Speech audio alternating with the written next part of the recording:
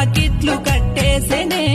సాపేసి పీటేసి కుంకుమ పెట్టేసి మారాజు తేజంబు మాయన్నని రాకి పట్టంబు గట్టిన సంబూరమే దివి నుండి దేవుళ్ళు భువి నుండి కన్నోన్లు ఆడిబిడ్డ అల్లుండ్లు సల్లంగ దీవెన్లు కురిపించెని అన్న సిల్లెన్ల పండుగ అది భాగ్యమే అరే వినరో ఈ చరిత ఈ పూటనే